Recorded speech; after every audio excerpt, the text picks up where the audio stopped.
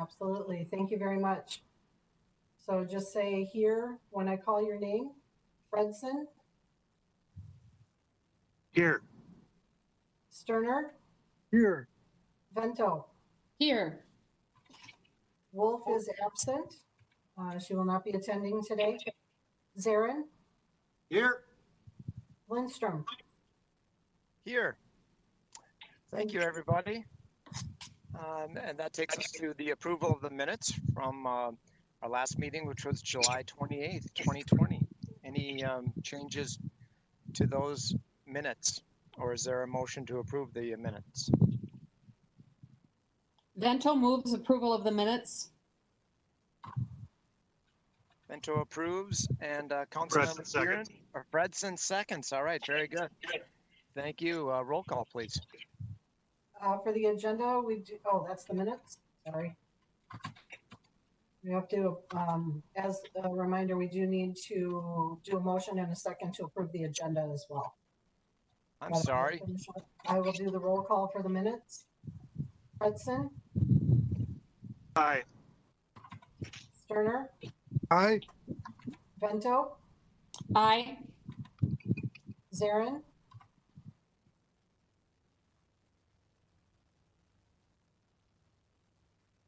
Councilmember Zarin, you may have to turn the video off and go without video. And Lindstrom.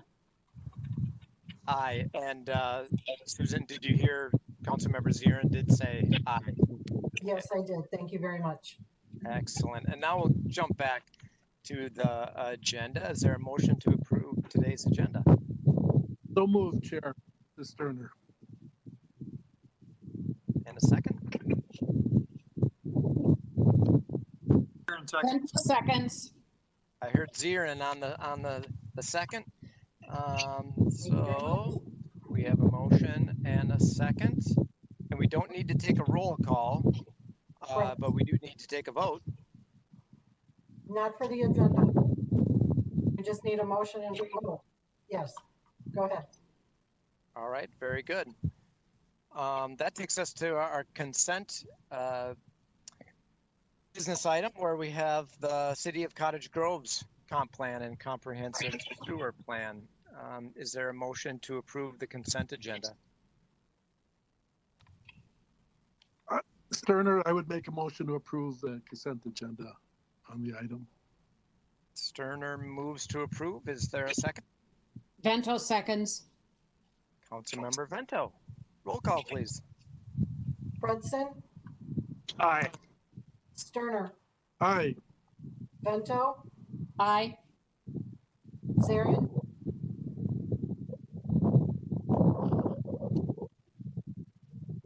Councilmember Zarin, you may have to take yourself off of mute. I did that. Aye. Thank you. And Lindstrom. Aye. Thanks, Thanks, everybody.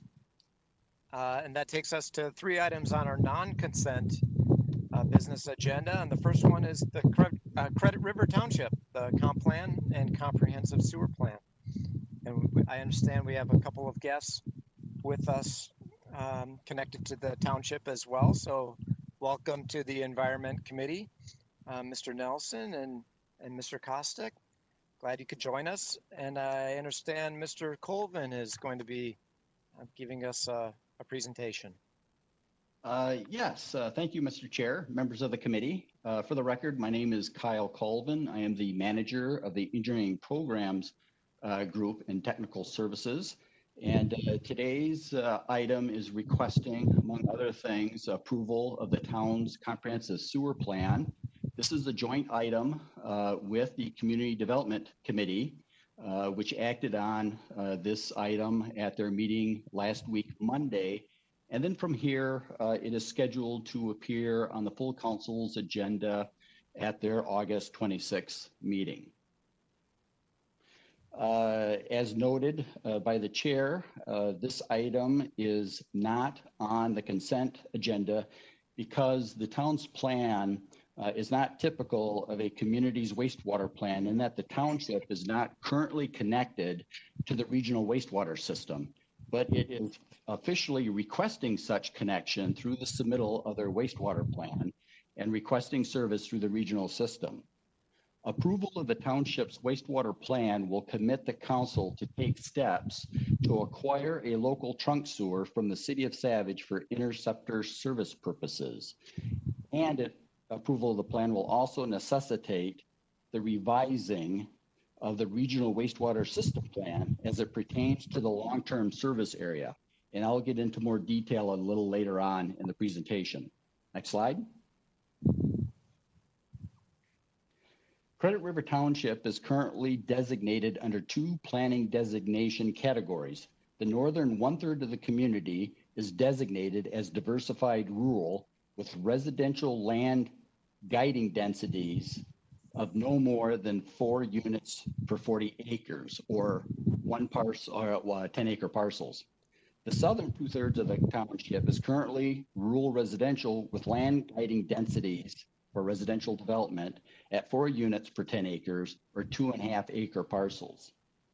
The plan proposes to redesignate the northern 1/3 of the community as emerging suburban edge and plan for the long-term goal of sewer development at an overall residential density of 3 units per acre. The remaining 2/3 of the community will still continue to be designated as rural residential and will be served through the continued use of subsurface treatment systems and communal treatment systems.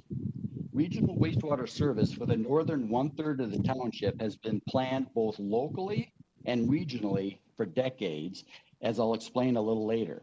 However, it is the timing when this service was to become available that is inconsistent with the wastewater system plan as it relates to the long-term service area. Next slide, please. As I mentioned previously, the township is not connected to nor served by the regional wastewater system. Wastewater services are provided through a combination of SSTSs and 3 communal treatment systems. There are approximately 1,680 SSTSs within the community, and a portion of those are located in the very northwest corner of the community. And the parcels in these 4 areas, you can kind of see them on this map here. There's a clustering of 4 developments. Those parcels can be characterized by lot sizes that are less than 1.5 acres in size. Some are less, some are 1 acre in size, and there are a few that are even less than 1 acre, all of which are currently served through several systems. Development in these areas predates the time when Scott County had authority for land use guiding in the township, and before the current requirement of lot size minimum of 2.5 acres for septic system development. Many of these septic systems in these 4 areas are inconsistent with the current design standards for septic systems and are suspected of failing to meet treatment objectives. Next slide.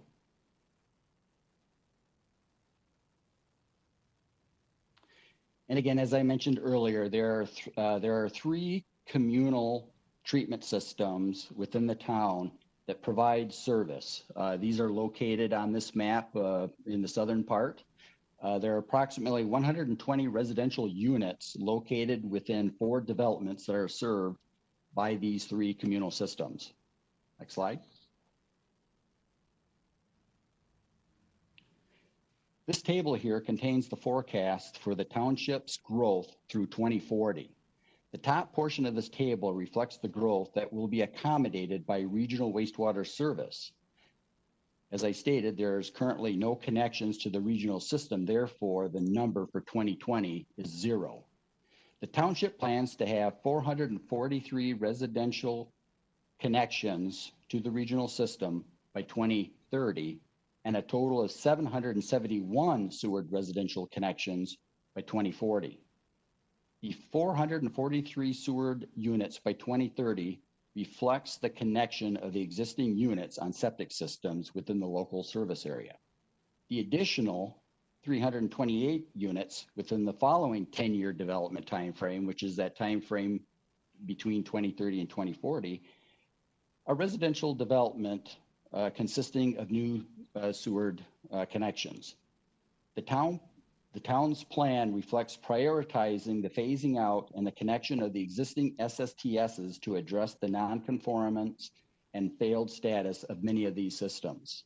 You'll also note that the total unsewered residential forecast in this table decreases, reflecting a concentrated effort to focus growth within the sewered areas. Next slide, please.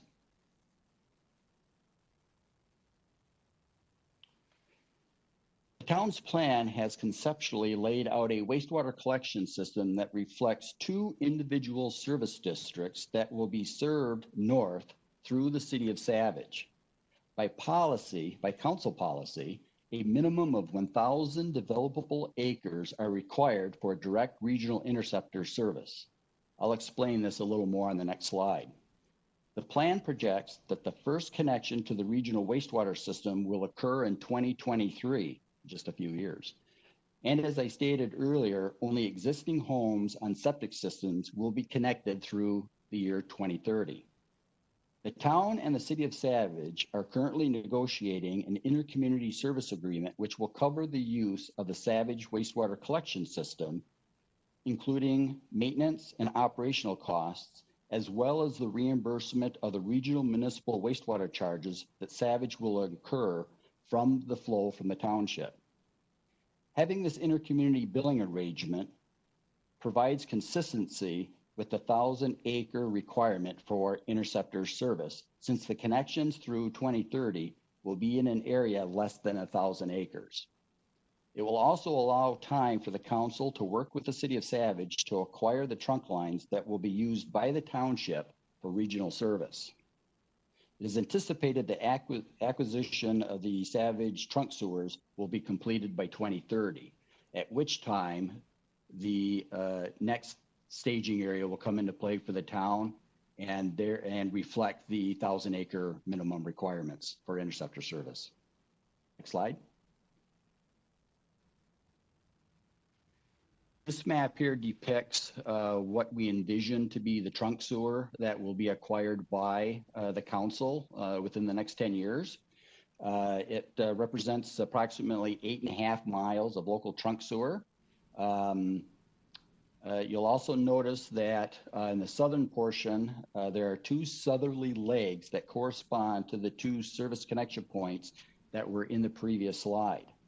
In order for each of these two legs to be eligible for acquisition by the council as an interceptor, each one of these legs and their service areas within the town will need to meet the 1,000-acre developable requirement. This is yet to be confirmed by the council, but we have been assured by the town that each service district reflects a minimum of 1,000 developable acres. The council will initiate acquisition discussions with Savage once both the townships and the city's comprehensive sewer plans have been approved by the council. And just for background, the city of Savage's plan was last reviewed and found incomplete for just a couple minor items back on June 17th.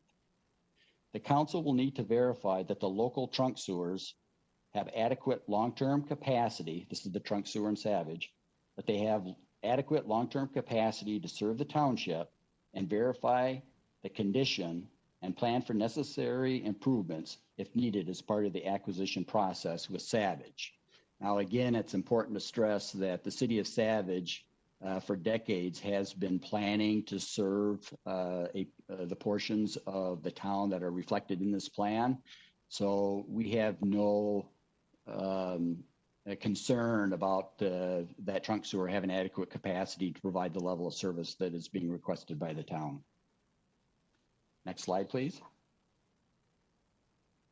Now I'll get into a little bit about the timing and the inconsistency of service to the northern part of the town as it pertains to the wastewater system plan, and in particularly the long-term service area. As I indicated, the northern portion of the town, which is requesting service, is consistent with and correlates with the light brown shading that appears on this map. The brown shading, both the light color that's in the township and also the dark color that is located in Savage, represents service to the Seneca wastewater treatment plant. However, the light shading indicates that the council anticipated service to the town post 2040. So with the submittal of the town's plan requesting service and anticipating connection by 2023, there is a need to bring this area of the township within the 2040 long-term service area. Next slide, please.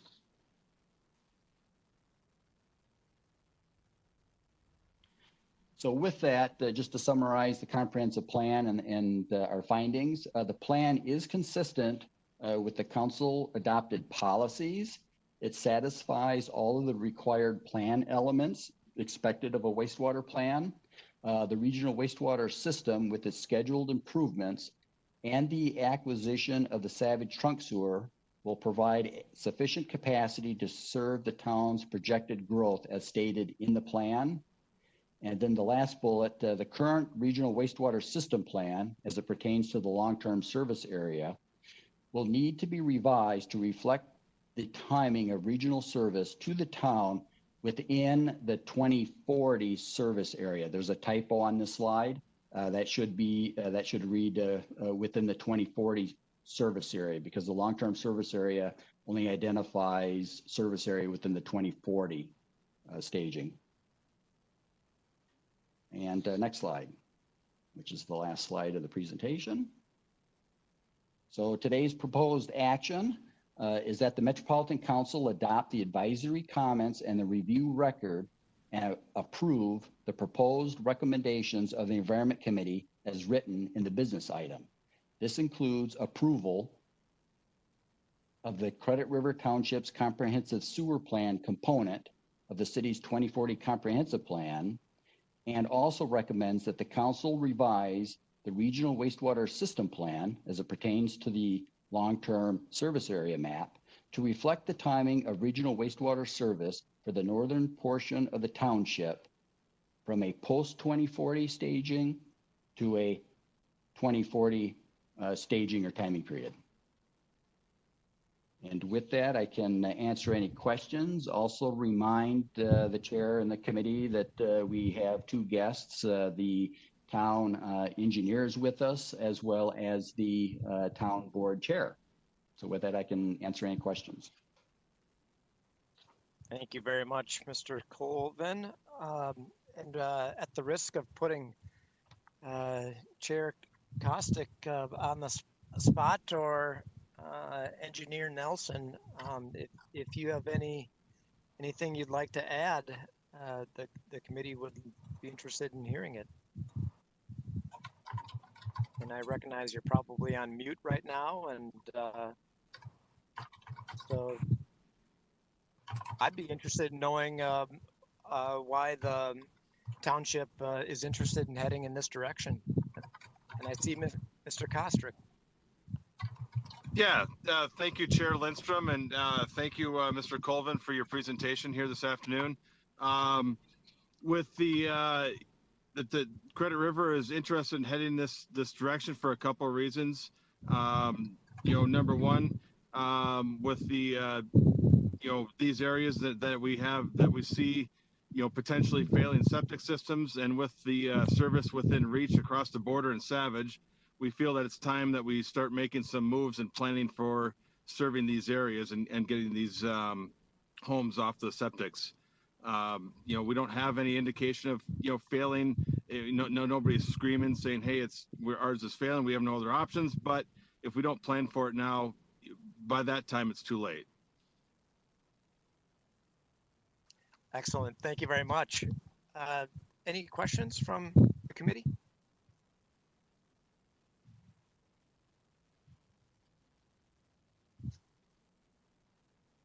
Sounds like this has been in the works for a long, long time, and this is another step in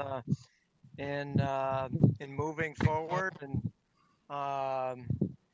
and it'll be exciting when it's all said and done. So yeah, well, excellent. Is there a motion to approve this item? For Lindstrom, this is Sterner. I would make a motion to approve the item. Motion has been Fredson, made. Is there a second. Seconded by Councilmember Fredson. Roll call, please. Fredson, Aye. Turner, Aye. Vento, Aye. Zarin, Aye. Lindstrom. Aye. Thank you. And thanks again to Chair Kostick and to Mr. Nelson for joining us. Really appreciate it. And feel free to come on back on August 26th when we move forward with the full Met Council. And that takes us to our second item, 2020-221, Mr. Wadeen. And I understand there's going to be an amendment made to this item as well. That's correct. Thank you, Chair Lindstrom. Thank you, committee members. My name is Tim Wadeen. I am an assistant manager with Interceptor Engineering and Technical Services. I am here to present to you today on business item 2020-221 on Interceptor 1 SP 200/201 rehabilitation, contract number 20P051. Next slide, please. The project area in question is located as shown on this image in Site 1 and Site 2. These are located within Battle Creek Regional Park in St. Paul. They're affecting interceptors 1 SP 200 and 1 SP 201, which conduct flow from lift station L12 to the south and also flow from Maplewood and Woodbury to the west, bringing flows to the Metro Wastewater Treatment Plant for treatment. Next slide, please. The project includes the rehabilitation of a little more than 5,500 feet of concrete interceptors. These interceptors were built in the 1950s and are 30 and 33-inch diameter concrete pipes. The project will include CIPP or cured-in-place pipe lining of these interceptor sewers. We're also going to be making some improvements to the siphon head house to improve siphon operations. That will include the installation of a channel grinder to address the bar screen that is at that location. That involves a lot of cleaning and maintenance throughout the year. We're also doing some rehabilitation of existing manholes through that location with inserts. And we're assessing and cleaning facilities in this area that are historically difficult to access. As we've got our temporary conveyance online, it really allows us to get into a tunnel that's in this area, allow us to be able to clean and repair that tunnel. Next slide, please. As I mentioned, the project itself is located within Battle Creek Regional Park. There will be a number of park construction impacts that will be a part of this project. Unfortunately, we are going to need to do some regional trail and park closures and detours through this area. The park entrance road to the south, you can see in the red, will be closed. However, that closure will be delayed until the fall of this year, roughly November of this year. That corresponds to typically when Ramsey County closes down that south entrance. So it'll have a limited impact on use of the park facility. There will be some trail closures in this area as we will have temporary conveyance and construction activities happening along those trails. And just for the safety of those users, we want to keep them away from those construction activities. We also have some lane narrowing along Upper Afton Road during our temporary conveyance pumping. We have a detour shown here bringing users east to McKnight Road and south to Lower Afton Road, which will allow them to continue on to Highway 61 and points west. We also include a detour of the regional trail in this area. There are a lot of bike communities or commuters that use this area, so we will continue to use a bike detour for them to continue along this route, and there will be access to the bypass beneath 61 that those bike commuters use currently. Next slide, please.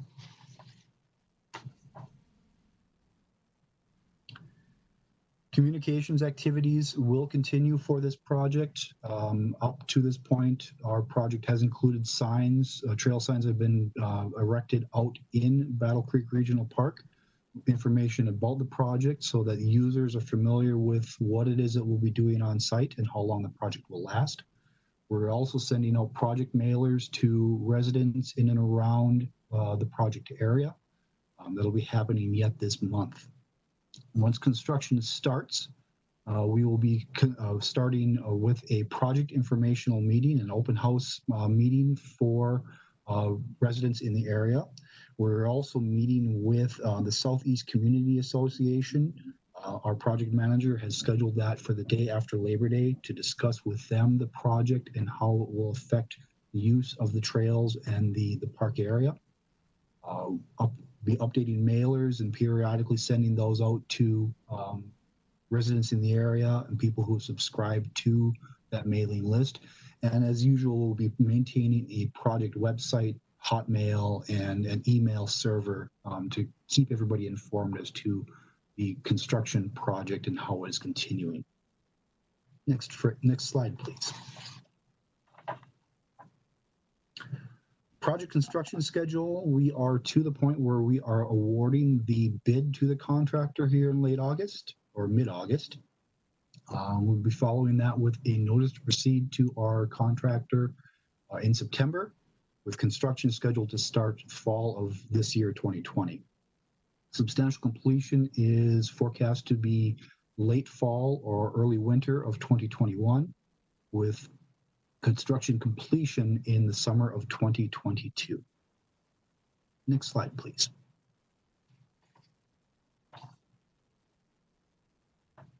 Next slide, please. Our bid summary, the engineer's estimate for the project was $9,716,000. We received 2 responsible bids that ranged from an actual amended amount of $8,520,000 and $20,723 to $8,579,375. We did have disadvantaged business participation goals for this project of 11%.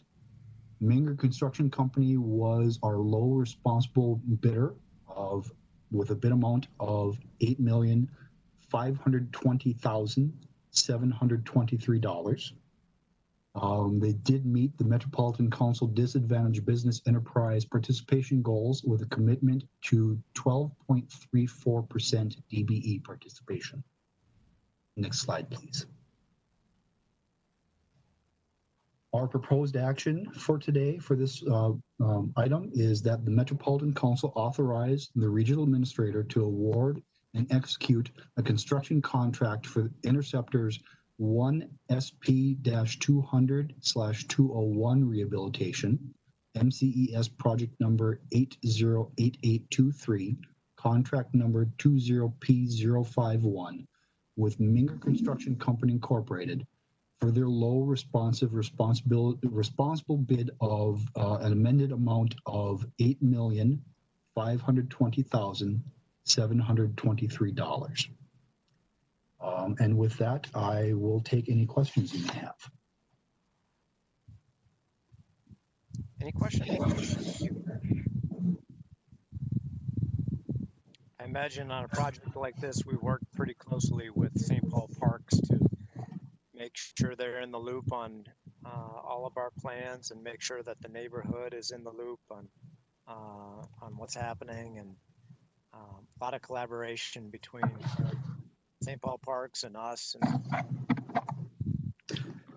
And Thank you, Chair Lindstrom. Yes, we really have worked strongly, or tried to work strongly with the city of St. Paul Parks, and with Ramsey County Parks, as Battle Creek is a county park.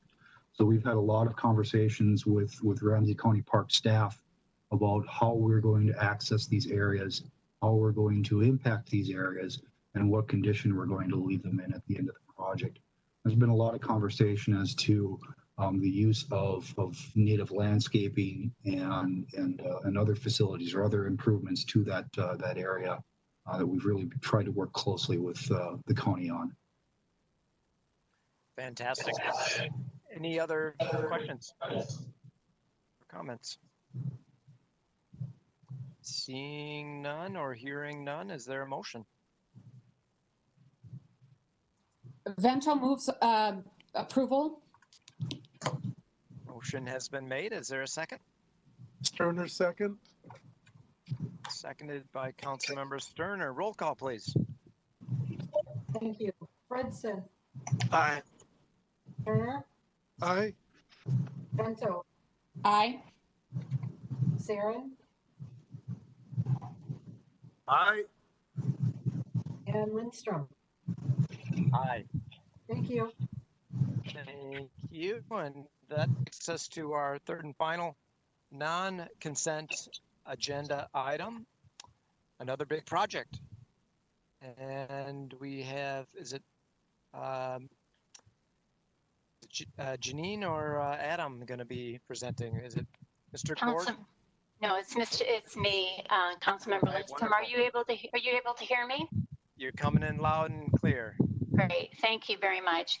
The purpose of this business item is to authorize an increase in the general manager's delegated construction contract change order authority for 1MN 310 4th Street Access Shaft and Tunnel Repair Project, contract 18P 259, from $329,967 to $422,967. Next slide. Interceptor 1MN 310, which is located within the 4th Street right-of-way in downtown Minneapolis, was constructed in 1885 within a sandstone tunnel. The interceptor was constructed of brick and concrete, and it's about 7 feet wide and just under 8 feet tall. The interceptor conveys flows from a large portion of northwest Minneapolis and outlying suburbs. Over the years, the walls of the sandstone tunnel have collapsed onto the interceptor. And to reduce the risk of falling sandstone damaging the crown of the interceptor, and to minimize the amount of sandstone entering the interceptor through I&I, the loose sandstone needed to be removed, the interceptor crown needed to be repaired, and the void filled with grout. This work was done in anticipation of the City of Minneapolis's project to reconstruct 4th Street between 2nd Avenue North and 4th Avenue South, which is underway right now. In October 2018, the council awarded a contract to PCI Roads to complete the work in the approximate amount of $3.9 million. And this project was challenging for a number of reasons, which resulted in work that needed to be done that exceeded the general manager's change order authority. Next slide, please.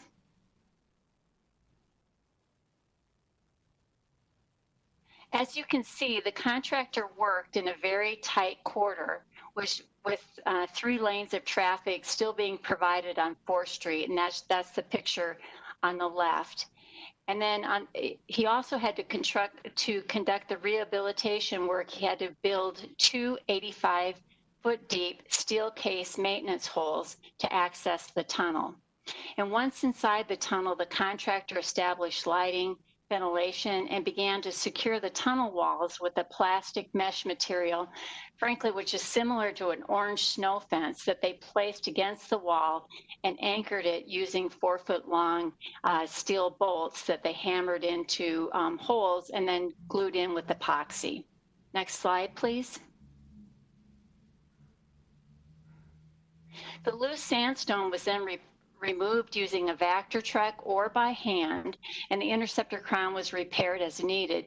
and the void was filled with two types of grout, one to seal off the groundwater and one to fill the void, which was a lighter weight fill. During the repair of the sandstone tunnel near Marquette Avenue, a significantly large quantity of loose sandstone than what was expected in the contract documents had to be removed and replaced. The big quantity was underestimated because inspection access was very limited during design, and the sandstone tunnels were in worse shape than what was expected. Next slide, please. The photos above show that the tunnel wall had collapsed in the vicinity of Marquette Avenue, necessitating an additional 20 feet of work. And some of the other challenges that the contractor faced is that he had to demobilize, secure the site, and then remobilize due to the presidential visit in October 2019. And in addition, the contractor had to secure the site, demobilize, and remobilize again in June 2020 due to the peaceful protests as well as the civil unrest in the Twin Cities in June of 2020. Next slide, please. So as a result, the contractor's work, as documented by environmental services staff, exceeded the general manager's change order authority by $30,000. So today we are requesting that the Metropolitan Council authorize an increase in the general manager's delegated construction contract change order authority for the 1MN 310 4th Street Access Shaft and Tunnel Repair Project, contract 18P 259, from $392,967 to $422,967. And with that, I'm complete with my presentation. Thank you very much. I just have one question, and that is, what does the contractor do with all of that loose sandstone? Where do they take it? They removed it and they took it to a landfill, I believe, but I would like to defer. Adam Gordon is on the line. Can you add any additional thoughts, Adam? Or Chair, I am not sure exactly where they took the fill to. I know that it is very good fill, so it was clean. Yeah. Fascinating. Any other questions from the committee? Seeing none, is there a motion? Fredson, I move the staff recommendation. Fredson moves approval. Is there a second? Zirin seconds. I've heard a second from Councilmember Zirin. Now the roll call, please. Fredson, Aye. Sterner, Aye. Vento, Aye. Zarin, Aye. Did you get that? Lindstrom. Aye. Thank you. Thank you. And that takes us to our information item. Mr. Hassan, the 2020 Water Supply Planning Report to our state legislature. Good afternoon, Mr. Chair and committee members. Good afternoon. Good afternoon. My name is Ali El Hassan. I'm the manager of water supply planning. I'm here to introduce Lania Ross, who is an environmental analyst with the water supply planning group. Lania has a master's degree in geology from Northern Arizona University. Lania has joined the council in 2006, and she is the most senior water supply staff in the unit. Lania will talk about a water supply planning report to the Minnesota legislature, which is one of the requirements per the statute that establish the water supply activities in the Metropolitan Council. And in her presentation, Lania will address why we are doing this report, and also she will talk a little bit about the report outline and contents, and get feedback from all the committee members on how that should look like. And also she will address what outcomes we would like to share with the legislature about the activities that we have been doing over the last 15 years. And also she will share timelines and schedule for the next steps for this report. With that, I would like Lania Ross to start presentation.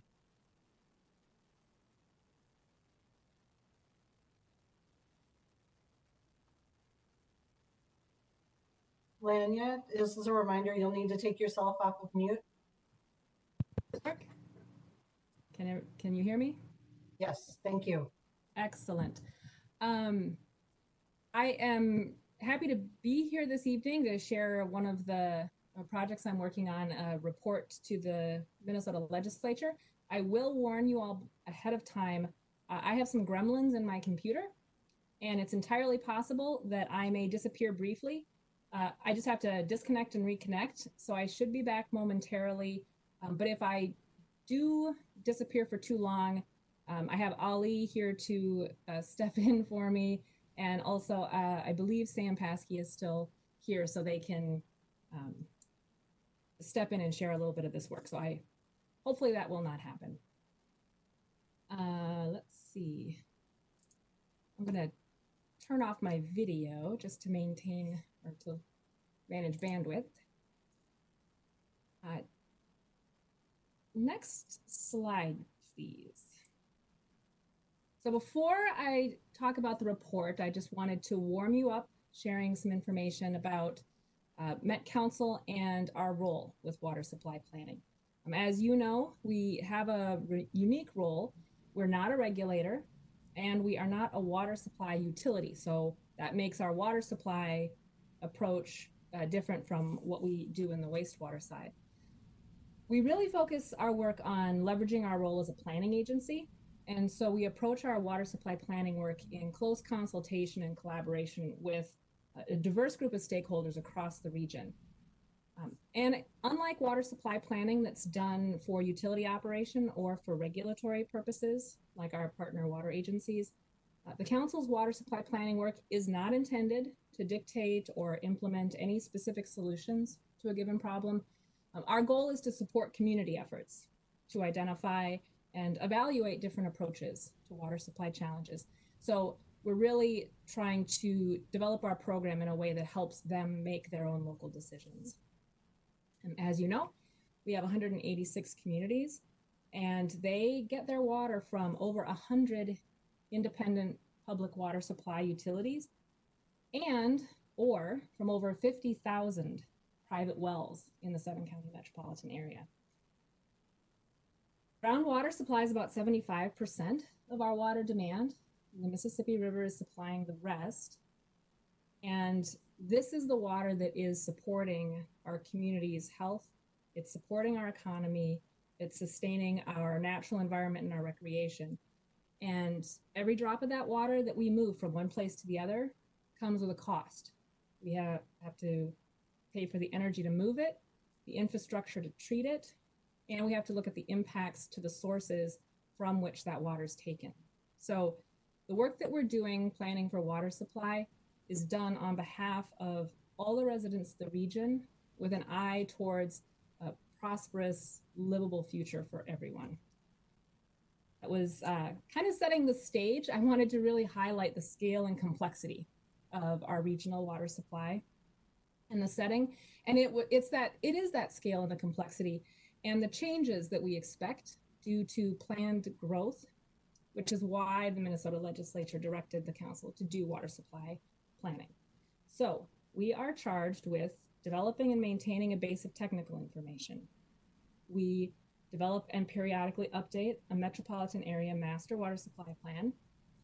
And we are responsible for making recommendations to clarify roles and responsibilities, to streamline decision-making and approval processes, and make recommendations for funding related to water supply. We do this work in consultation with a metropolitan area water supply policy and technical advisory committees. I'm sure many of you have heard of MOSAC and TAC. And we also work closely in collaboration with water supply stakeholders across the metro area. This statute also requires us to report to the legislature regarding our findings, our recommendations, and our planning activities. And this information is to be included in the Minnesota Water Plan. And we can also provide 5-year interim reports as necessary. So this year, 2020, is the year that the EQB's Minnesota Water Plan is being updated. So this report will be submitted to the legislature along with that water plan. So that was what I wanted to give you a heads up about and why I'm here today. The report that we're going to be submitting, and we're working on it now, will summarize the work we've done since 2005. We're drawing heavily on previous work that's been done by the council. So content that was developed as part of Thrive, information that's in the 2040 Water Resources Policy Plan, the 2015 Master Water Supply Plan. We're also drawing from a 2017 report to the legislature produced by our Metro Area Water Supply Advisory Committee. So a lot of the content we're summarizing has been developed before. And so this slide kind of highlights some of that information that we'll be incorporating. We are going to be providing some background information. Many legislators are not familiar with the water supply context of the Twin Cities, so we want to frame that for them. What are our issues? What are our sources? What are some of our focus areas? We will summarize the Master Water Supply Plan at that high level. That provides the framework and the structure for the work that we're doing. We are going to be summarizing the very robust technical information that we have produced since 2005. And also a summary of the recommendations we've made and whether they were taken or not. We want to highlight the outcomes of this work. 15 years is a lot of work.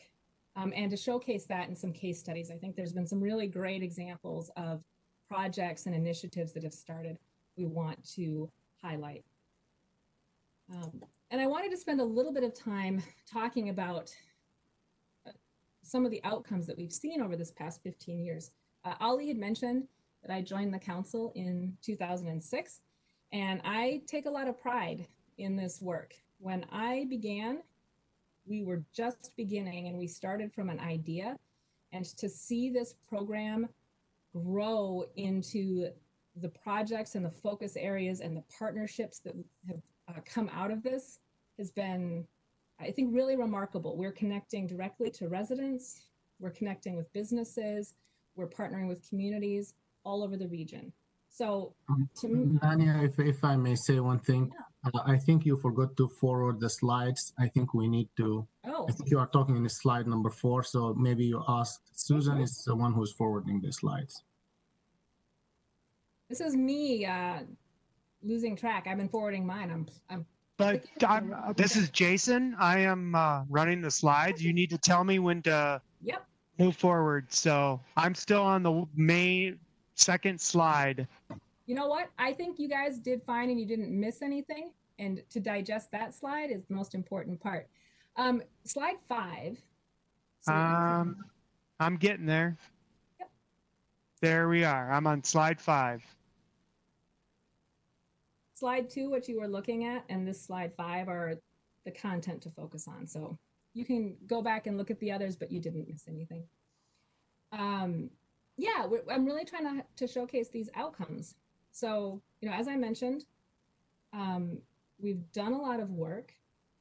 Oh, and because of that, as a region, the council, our communities, partner agencies have a better understanding of the shared water supply resources and the challenges. I think one good highlight of that is the regional groundwater flow modeling work that we did, Metro Model 3, to look at how 2040 demand may impact our aquifer system, highlighting areas where we may see some declines and related impacts on connected surface waters. We've grown some successful sub-regional collaboration that's advancing water supply sustainability goals, regional goals and local goals. That's highlighted by the many planning level water supply feasibility analyses we've done. We've got communities coming together in the Southeast Metro, in the Northeast Metro, in the Northwest Metro, to look at a variety of different approaches to water supply, and then digging down to identify what are some of the costs and benefits of approaching water supply in different ways and working together in new ways. We've got better management and more long-term resiliency of our shared resources. We have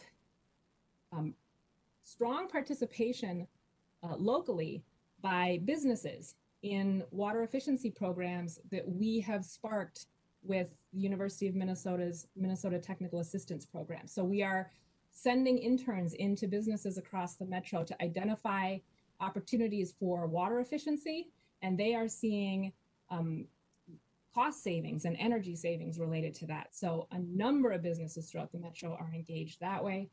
We have worked with the Freshwater Society. Their Master Water Stewards program is connecting residents in neighborhoods, making them champions for water efficiency, and then they reach out to their neighbors to promote that.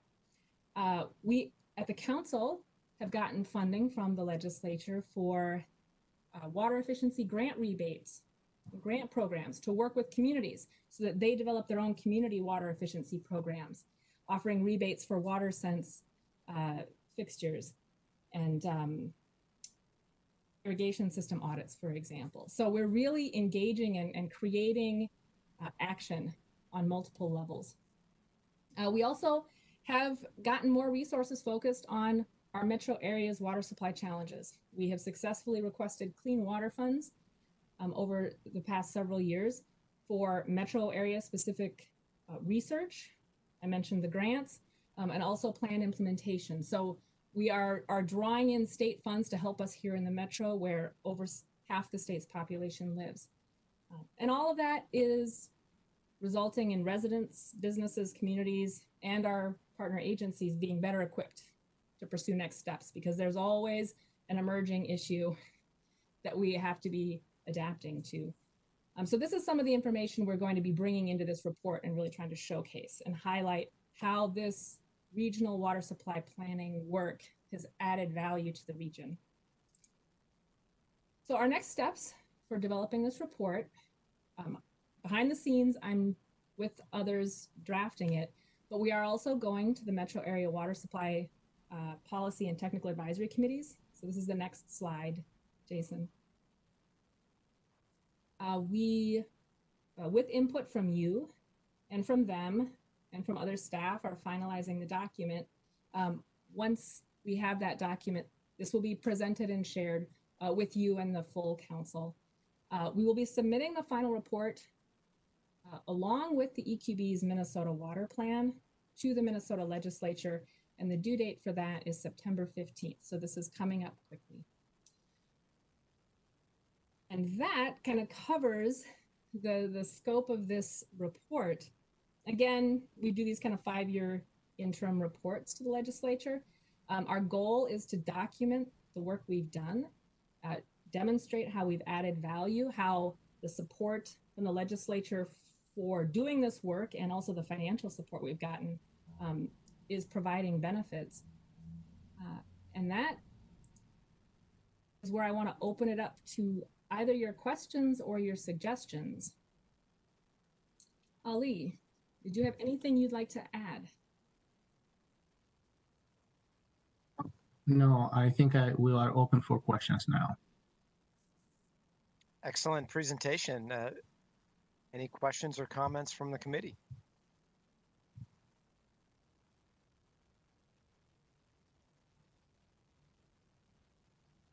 Hearing none, I'm curious, is this something that we typically present to a legislative committee, or do we submit the report and let them read it? Or is it something that we actually do a presentation in the House or Senate or both? It can vary. The last time we submitted a report on our water supply activities as part of the state water plan was 10 years ago. And so the EQB took the lead on that. We do want to use this report and some summary documents of the report to make some presentations to the legislature. I think some of this information will be very helpful as we are requesting Clean Water Fund appropriations and really being clear about how we're using that money and the value that it adds. Ali, would you like to jump in? I know you're our presenter to the legislature, so he's a good champion for us. I think the report, it goes as part of the EQB state water plan. So it's going to be distributed to so many of the different committees. But usually, I think we'll get invitation from specific committees, like the Environment Committee in the House, to do a presentation about what we have been doing.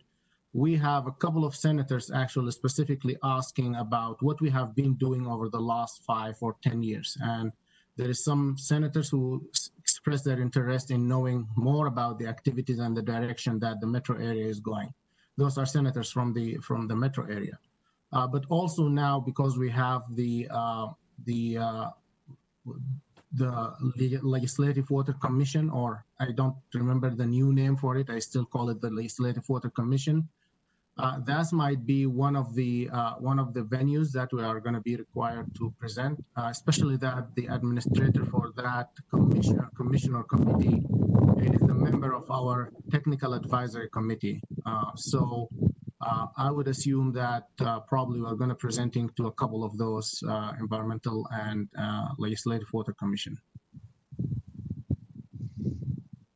Excellent, thank you. Well, we've got a good story to tell in many ways about how we've utilized that money for grants and other things, and about how we are collaborating with our partners on this, and at the same time being upfront about the challenges too with clean water in our region, whether you're talking about contaminants or the various plumes of nasty things, or water gremlin, or you can name a wide variety of things. So I'd be interested in seeing the report, and look forward to this continuing to move forward. Yeah, yes, Councilmember Vento. Thank you, Mr. Chair. I represent the council on the Environmental Quality Board, and also represent a couple of communities that have been impacted by both the water gremlin issue and the PFAS. And so one of my desires is for ways for us to create greater knowledge for consumers, for those of us who live and work in the metro region and in the state of Minnesota, using the One Minnesota theme, to be better consumers and to not be so passive as it relates to water quality. I think there's a tendency for us to rely on others to a great deal, and we have to stop and think about what we're putting on our lawns and what we're putting down our drains, in our appliances, etc., so that we can contribute to good water quality results as well. So just a thought on a really important issue. I want to thank you, Mr. Chair, and the staff for having this presentation tonight. The EQB meeting tomorrow will focus on the state water report and what is being prepared. Excellent, and I know that we'd be interested in hearing some feedback from tomorrow's meeting from you, Councilmember Vento. Other questions or comments?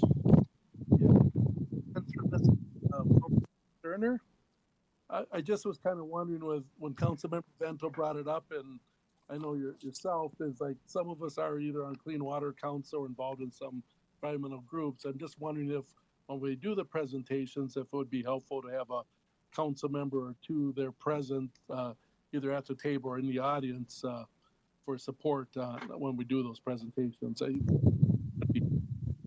I'm glad you brought that up, Councilmember Sterner. I would be willing to throw my hat in the ring if and when we get together in person or virtually at the legislature, just to offer my words of support. Thank you so much. Well, so that would be fantastic. Sorry, that's Lania saying that. Before I let you go, I think I appreciated your comments because they help me. We've done so much in 15 years that it's hard to know what we want to really highlight and bring to people's attention first. So I guess too, before I let you go, I just wanted to explicitly ask if there is, a particular challenge we really want to make sure is highlighted, or a particular effort or project that you think has added good value or kind of is exciting to you, I'd like to showcase those either through a case study or through some of the summary about the water supply context for the region. So if there's something you think is a good hook and might resonate with legislators, I welcome your input. Well, thanks for that question. A couple of things come to mind for me. First of all, our collaboration with MinTap, I think, is an excellent thing to highlight. We're working together with the University of Minnesota in collaboration with sending mainly young people, I imagine, to both local governments and to industry to help either the industry itself, the company, conserve water, or to assist the city, the local government, do exactly what Council Member Vento was talking about, which is educate the consumer about things like energy or about water audits for their irrigation system and helping them get the audit themselves. Because I remember, I think it was Ali, I think maybe it was Ali, you were talking about just how much water can be wasted if you have a leak in your irrigation system. I mean, it's just hundreds of gallons, thousands of gallons that the homeowner may never see, doesn't see. It's underground until you get one of these audits. And I know, Ali, you've pointed out how some cities have reduced their water consumption by upwards of 15-20% or more. And that's just a great success story. So I think pointing out the success stories is good, but also how we've got a lot more work to do when it comes to contaminants of emerging concern and the other things I identified, while also pointing out that the Met Council and cities are tackling these issues head first, like City of St. Anthony, New Brighton are tackling these plumes head on and have taken sometimes very expensive but necessary actions to address these contaminants. Those are a few things that come to mind for me. Thank you. Any others? Any other comments? Chair, this is Susan. I just wanted to double check with Mr. Tintis. Are there any hands raised in the participant list?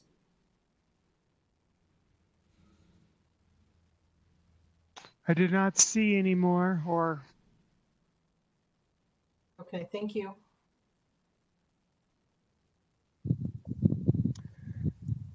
Well, thanks again, everybody, for that report. That's great work. And that takes us to General Manager's report. I'm going to keep it really short because Chair Lindstrom, you make me want to go outside and get in the sun really quick. And my dog's waiting at the door. But seriously, what I would like to do is something I haven't asked for a while, because as we've been in the pandemic, we've been really focused on that. Is there something that's come up that would be a good information item for us to be bringing you back communication around, or a subject in particular? We sometimes don't, it doesn't come to mind for us, but then we get a question or two and we realize there's an appetite to know more, and that's a good info item. So putting that out there, if there's something that's crossed your mind that you'd like more information, we'd be happy to put that together for future committee meeting.